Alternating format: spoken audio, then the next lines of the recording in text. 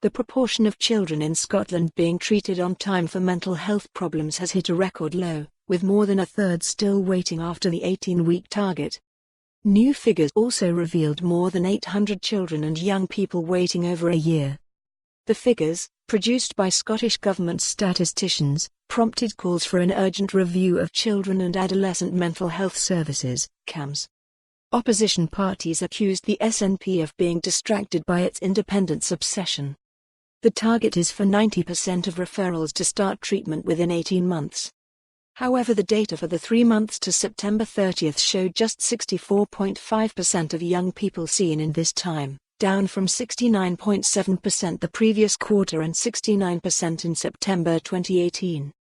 It meant 1,386 young people had to wait more than 4 months to start treatment. Although half the young children were seen within 13 weeks, the number of patients who waited over a year to be seen rose from 151, 3.8%, to 204, 5.2%, in the quarter. This was more than double the 93 waiting that long in September 2018. In NHS Lothian, more than a fifth of children, 21.5%, who started treatment between July and September had been waiting more than a year, the worst rate in Scotland.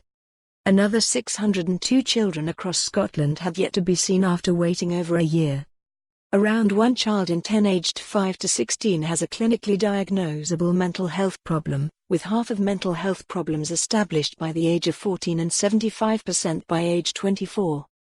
The worsening figures on treatment were in spite of a fall in referrals to CAMHS. In the quarter to the end of September, 7,379 children and young people were referred, down from 8,382 the previous quarter and from 7,509 in the same quarter last year. Scottish Green MSP Alison Johnston said an urgent review of the service was required. She said, despite the fact that referrals to CAMHS have decreased over the past year, services are still struggling to treat people on time. Children and young people in distress are still facing unacceptable waits for treatment, often without interim support.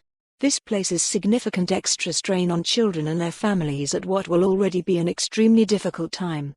When young people in distress cannot access treatment when they need it, something has gone terribly wrong. The Scottish Government needs to review this situation urgently and ensure services are getting the support they need to meet demand, or Scotland's young people will continue to suffer.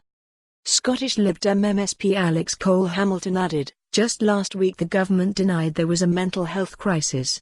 Today, the length of time children and young people are waiting for treatment is the worst on record. Performance has plummeted.